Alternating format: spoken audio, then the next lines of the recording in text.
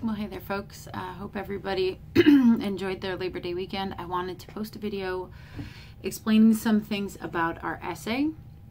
The compare and contrast essay is due by this Sunday, the 8th, so hopefully you guys are working on it, organizing your thoughts on it.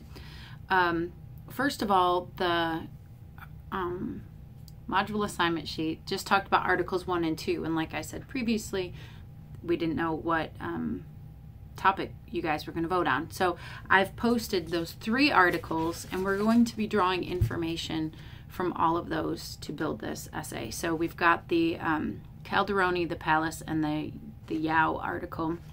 Make sure you read all of those, and we're going to be using those for the essay, right? So if you look at in the Module 1 folder, where we have all of our assignment sheets. We have, there's still a little bit of confusion about that. The module assignment sheet has all the blog prompts, all the due dates, also has the essay assignment sheet and the articles, and also additional files that I might post about grammar or whatever.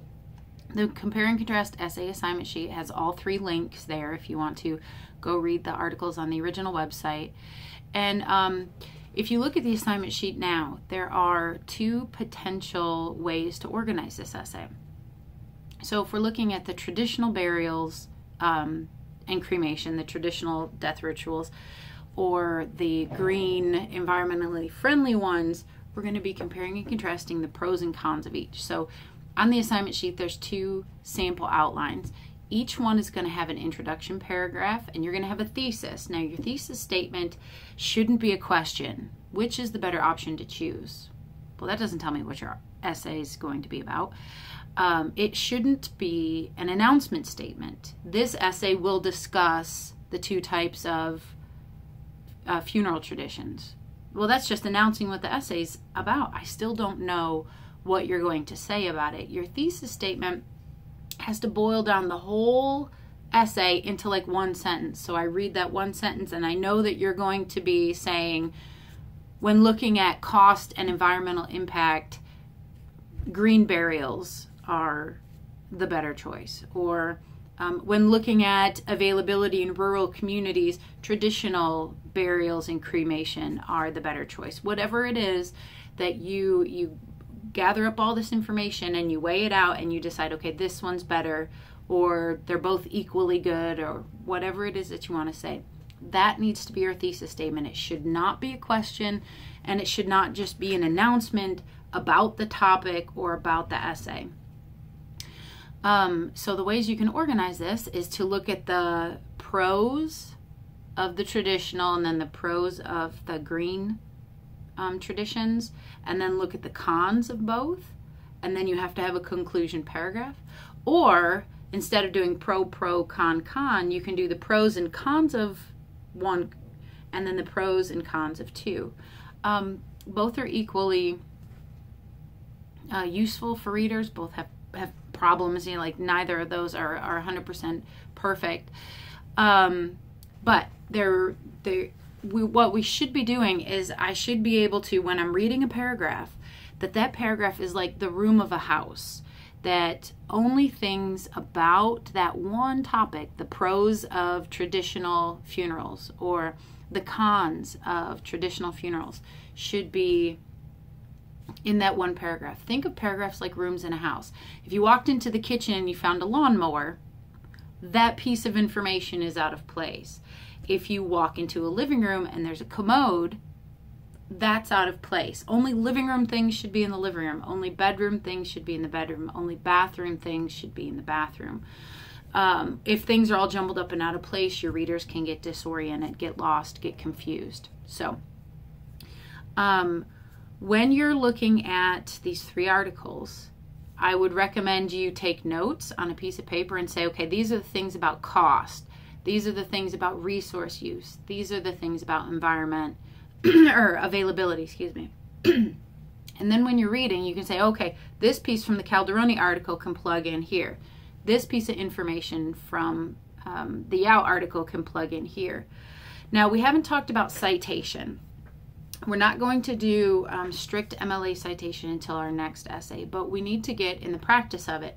when we borrow information from an outside source, in order to be ethical scholars, writers, and citizens, we need to acknowledge where that information came from. That's part of protecting ourselves from plagiarism. Also, listing our sources and telling people where the information came from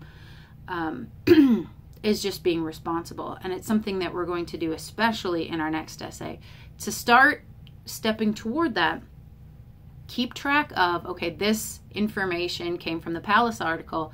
And when you bring that information into your essay, you need to either in your sentence say Pallas stated, and then give the information so that we know this came from her article or this came from Calderoni's article.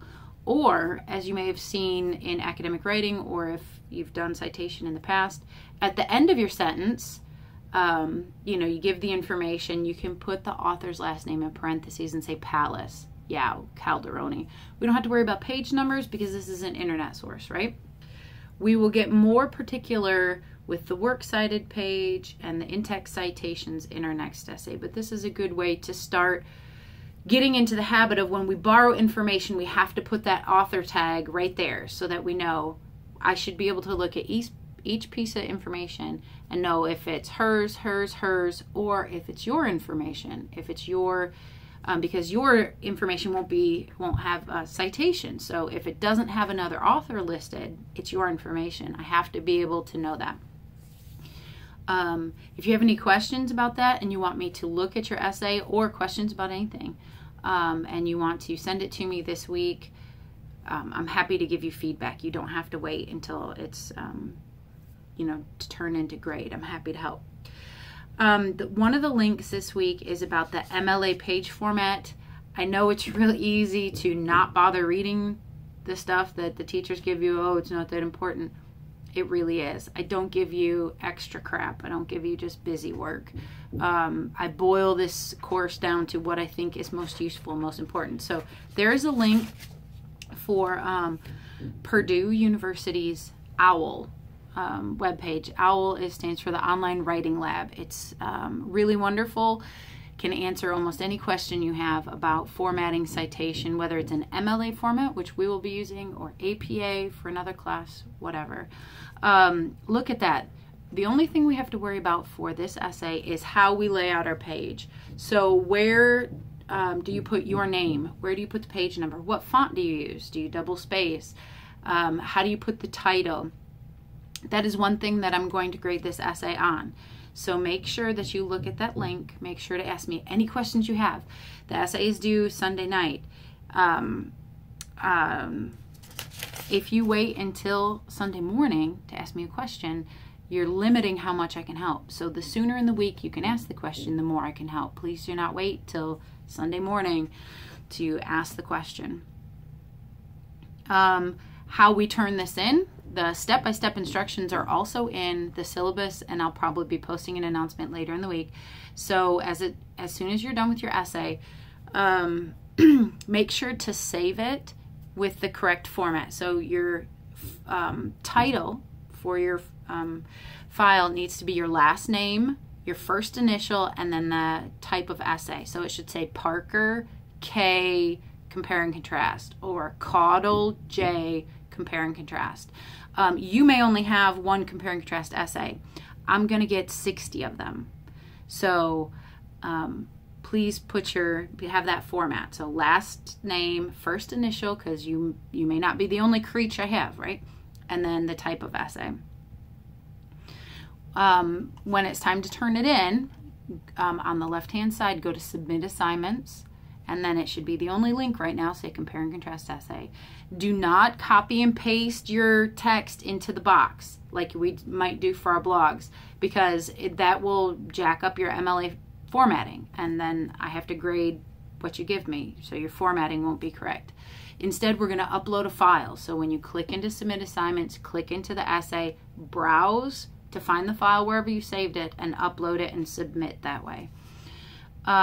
There's a punctuation quiz by Friday night. I will be posting the quiz in the next day, along with some handouts about apostrophes and commas and things like that.